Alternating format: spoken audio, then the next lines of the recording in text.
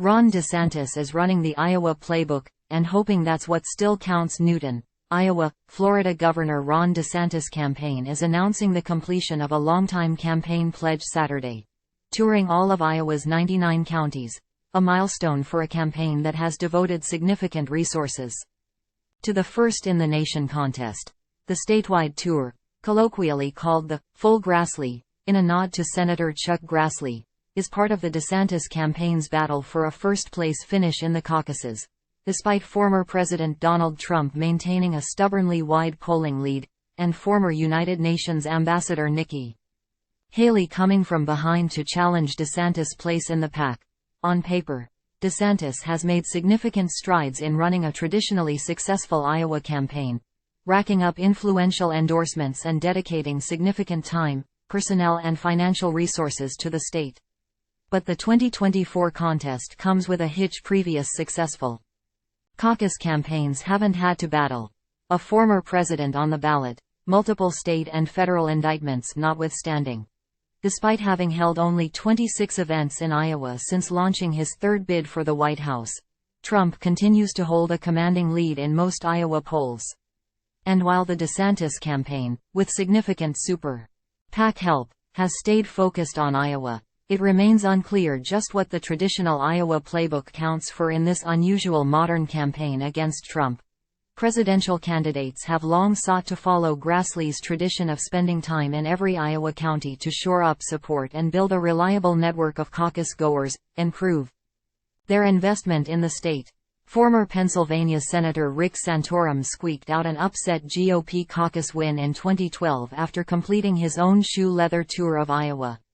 4 years later, Texas Senator Ted Cruz used the same roadmap as he edged out a win over Trump.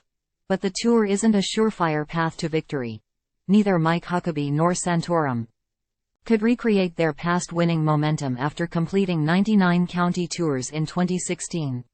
Former Representative Michelle Bachmann came in 6th place in 2012 despite hitting all of Iowa's counties after a hasty 10-day bus tour just days before the January caucuses.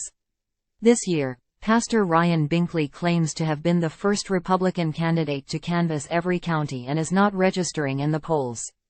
This year, DeSantis has criss-crossed Iowa largely on the campaign bus belonging to his first super PAC, Never Back Down. A typical day saw the bus shuttle DeSantis between 4 to 7 stops, often featuring 1 or 2 larger meet and greets, where the Florida governor would deliver his full stump speech and take questions from Iowans. The rest of the day would then be punctuated by the briefer visits to local coffee shops, small businesses, and farms. Not all stops were created equal, particularly when it came to the potential for interactions with future voters. DeSantis' visit to Wright County was a private tour of a local butcher shop with the owners, which took no more than 15 minutes. He didn't interact with voters beyond the handful of employees present in the shop. Other events, though, were designed to draw significant crowds, even in rural counties far from Des Moines. One stop in the town of Red Oak, home to Iowa Senator Joni Ernst, with a population of just under 6,000, drew more than 100 attendees at a local history museum for a meet and greet event, leaving just standing room for those who arrived late. Of DeSantis' 99 county visits, 87 of the first stops in a new county were open to the press, according to an NBC News count. Never Back Down hosted another 9 private events for DeSantis that served as his first visit to a new county, including a mix of church services, private farm tours and events with local elected officials. The campaign hosted another 3 such events that were closed to reporters. In some cases, a handful of closed press events were shared on DeSantis' social media accounts. For others, like the private gatherings with state legislators arranged by the Super PAC, few details have emerged about the event attendees or formats. The Republican winners of the last 3 Iowa caucuses all completed the Full Grassley because they knew Iowans expect their candidates to show up and earn their support, DeSantis spokesman Andrew Romeo said in a statement to NBC News. Time equals 400 ms. greater than. Winning an Iowa caucus requires a strong combination of outworking and out-organizing the competition, and that's been the Ron DeSantis model. This historic milestone is just another example of how no one in the race is coming close to matching Ron DeSantis as we hit the deciding stretch, he added. Time equals 400 ms, greater than still. The DeSantis playbook in Iowa hardly stops at the full Grassley. In November alone, DeSantis bagged endorsements from two of the state's key Republican leaders, popular Governor Kim Reynolds and evangelical powerbroker Bob Vander Plaats, since making her support official at a rally just 4 weeks ago in Des Moines. Reynolds has made at least 9 appearances on the campaign trail alongside DeSantis, including Saturday's celebration, introducing the governor at events, taking selfies with supporters, and perhaps most importantly, urging audiences across the state to show up to caucus on January 15. Time equals 400 ms, greater than. DeSantis has also touted Vander Plaats' network of supporters as a pretty powerful machine that may prove crucial for turnout on the big day. But with just over a month to go until Iowans officially caucus, hundreds of miles of Iowa highway in the rearview mirror, and influential Iowans at his side, DeSantis still faces a major climb to challenge for victory. The most recent NBC News, Des Moines Register, Mediacom survey, which measured voter sentiment before DeSantis' recent endorsements and the completion of his 99-county tour, showed Trump with a 27-point lead over DeSantis and Haley in second place.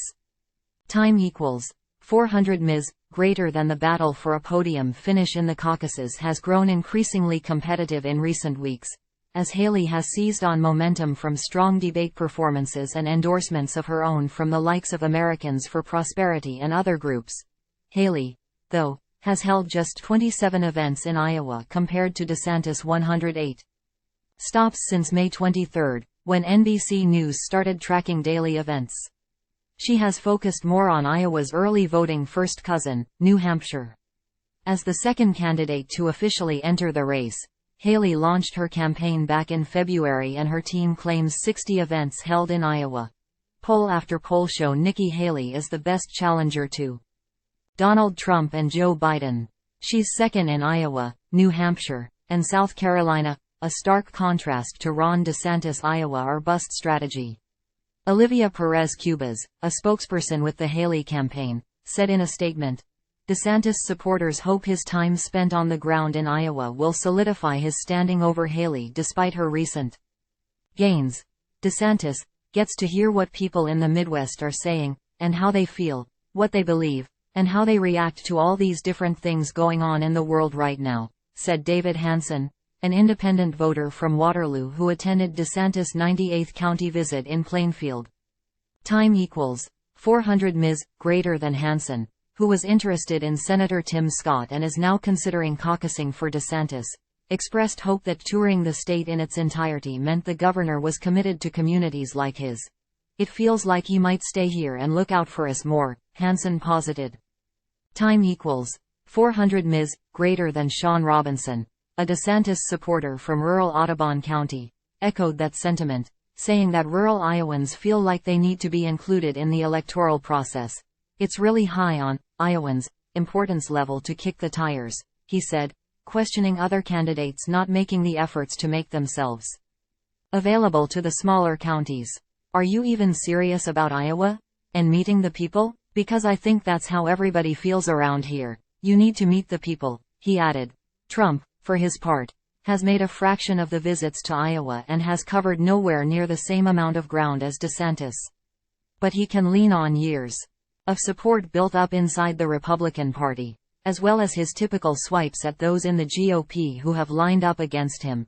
Reynolds and Vander Plaats have also caught the former president's ire for throwing their support behind DeSantis as part of an effort to block Trump's shot at the 2024 GOP nomination.